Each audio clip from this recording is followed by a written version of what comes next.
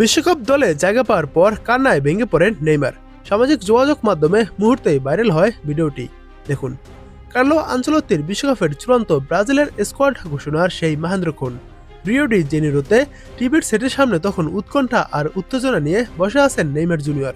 পাশে পরিবারের সদস্য এবং কাছের বন্ধুরা। একে একে যখন ব্রাজিলের ২৬ সদস্যের নাম ঘোষণা করা হচ্ছিল, তখন সবার চোখ টিভির পর্দায়। আর যখনই টিভির স্ক্রিনে ভেসে এলো ব্রাজিলের প্রাণভ্রমরা নেইমার জুনিয়র, ঠিক তখনই পুরো ঘরে আনন্দের জোয়ার বয়ে যায়।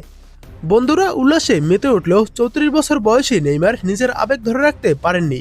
দীর্ঘ চোটের দুঃস্বপ্ন, মাঠের বাইরে থাকার যন্ত্রণা এবং সব বাধা পেরিয়ে আরও একবার দেশের জার্সিতে বিশ্বমঞ্চে প্রতিনিধিত্ব করার সুযোগ পাওয়ার আনন্দে তাৎক্ষণিকভাবে কান্নায় ভেঙে পড়েন নেইমার। দুই হাতে মুখ ডেকে তার এই কেঁদে ফেলার আবেগঘন মুহূর্তের একটি ভিডিও নেইমার নিজেই তার অফিসিয়াল ইনস্টাগ্রাম এবং ফেসবুক পেজে শেয়ার করেছেন, যা মুহূর্তের মধ্যেই বিশ্বজুড়ে ভাইরাল হয়ে গেছে। ভিডিওটি শেয়ার করে নেইমার ক্যাপশনে লিখেছেন, আমার জীবনের সবচেয়ে উত্তেজনাকর এবং আনন্দের দিনের একটি দৃশ্য আমার ইউটিউব চ্যানেলে।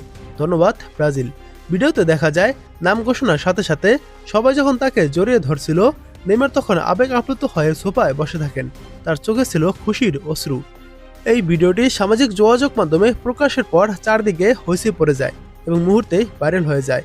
2 ঘন্টা আগে পাবলিশ করা এই ভিডিওতে 8 মিলিয়ন রিয়েক্ট করেছে এবং 7,80,000 শেয়ার হয়েছে।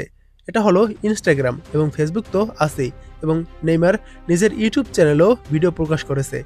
ব্রাজিলের সাংবাদিকদের খবর অনুযায়ী সান্তোসের হয়ে বিশ্বকাপের আগে আর কোনো ম্যাচে মাঠে নামতে দেখা নাও যেতে পারে নেইমারকে, তবে এ বিষয়ে নেইমার নিজে এখনও মুখ খোলেনি। ব্রাজিলের হয়ে 128 ম্যাচে সর্বোচ্চ 79 গোল করা নেইমার জুনিয়রের এটি ক্যারিয়ারের চতুর্থ বিশ্বকাপ। এর আগে 2014, 2018 এবং 2022 সালের বিশ্বকাপ ট্রফি জয়ের খুব কাছে গিয়েও বিদায় নিতে হয়েছিল তাকে। এবার কি পারবে সেই বিশ্বকাপ ট্রফিটি ছুঁয়ে দেখতে? অবশ্যই কমেন্ট করুন।